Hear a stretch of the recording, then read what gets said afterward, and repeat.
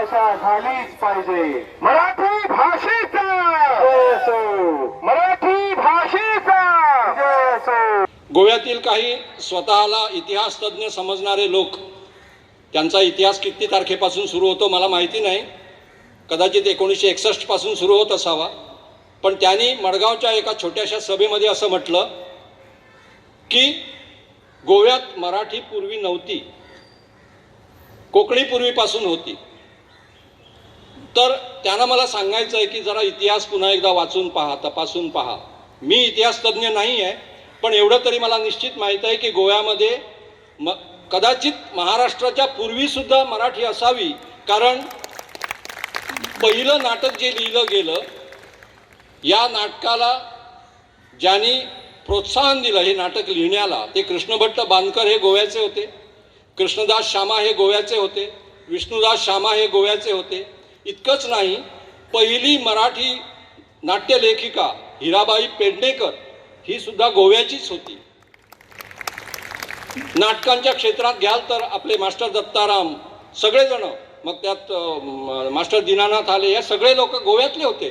त्यामुळे आम्हाला हे सांगायची गरज नाही की गोव्यामध्ये मराठी नव्हती, आताच मराठी कुठून आली आणि ही बाहेरून आली आहे. तर मला एक सांगावंसं वाटतं की आता हे खूप झालं, विश्वासघाताचं राजकारण आम्ही खूप पाहिलं.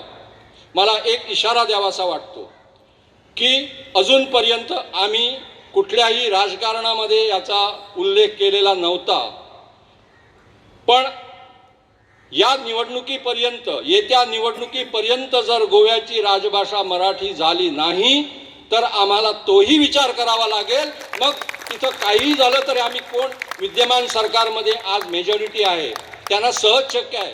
500 वर्षांनंतर राम मंदिर होतं, 70 वर्षानंतर बंगालमध्ये सगळं अभूतपूर्व यश मिळतं, आणि गोव्यामध्ये मराठी राजभाषा करायला तुम्हाला त्रास आहे. मला वाटतं सगळ्यांनी यावर शांतपणे विचार करावा.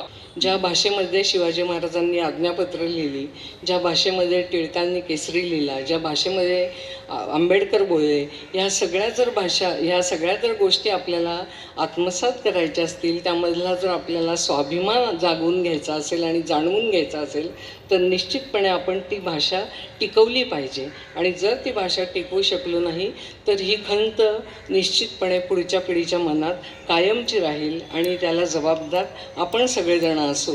आणि म्हणून हे होणं नसेल तर सांस्कृतिक वारसा हा आपल्या पुढच्या पिढीला आपण मराठी राजभाषेच्या दृष्टीने देणं हे अत्यंत आवश्यक आहे. व्यापक जनजागृतीसाठी जाहीर सभा आतापर्यंत म्हापसा, मडगाव आणि फोंडा या ठिकाणी जाहीर सभा झाल्या. आजची ही पणजीतली जाहीर सभा. यानंतर महामहिम राष्ट्रपतींना 5 लाख सहाय्यांचे निवेदन देण्यात येणार आहे. नियोजित भेटी काही आहेत, त्यामध्ये माननीय राज्यपाल, मंत्री विश्वजित राणे, आमदार देवैया राणे, केंद्रीय मंत्री श्रीपाद भाऊ नाईक आणि मंत्री सुदीन ढवळीकर आणि अन्य मंत्री यांच्या भेटी घेऊन त्यांना मराठी राजभाषा का झालीच पाहिजे याविषयीचं त्यांच्यासमोर विवेचन करण्यात येईल.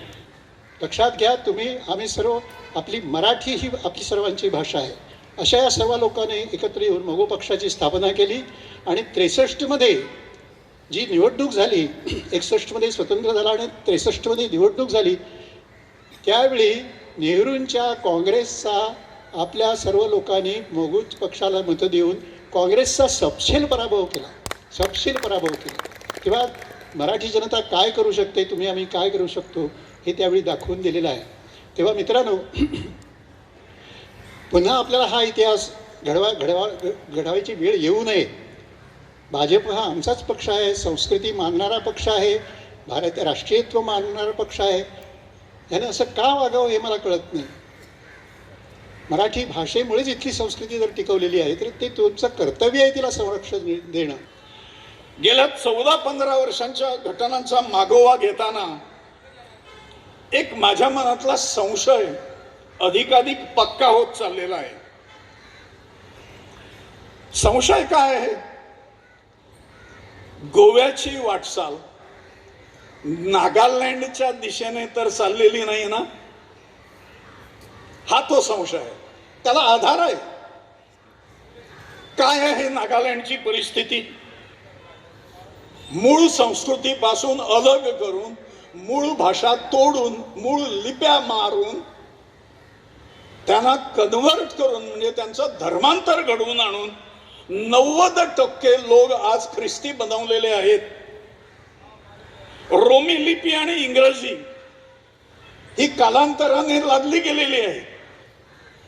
आणि आश्चर्य असं की इथे इंग्रजीला अनुदान देण्याचा प्रश्न ज्या वेळेला निर्माण झाला, इंग्रजीला अनुदान हे नागालँड आणि मिझोराम सोडून देशातल्या अन्य कुठल्याही राज्यात परकीय भाषेला अनुदान मिळत नाही. काय आहे नागालँड मिझोरामची परिस्थिती? ती परिस्थिती जी आहे धर्मांतरित आहे आणि त्यांच्या निष्ठा या देशाशी नाहीत. आणि त्यामुळे परकीय भाषा, परकीय लिपी आणि हळूहळू करून परकीय संस्कृती लादणे लोकांवर हा जसा धंदा बाप्टिस्ट चर्चच्या नावाने तिथे चालतो, तेच प्रकरण गोव्यात चालू आहे की काय असे वाटायला लागते.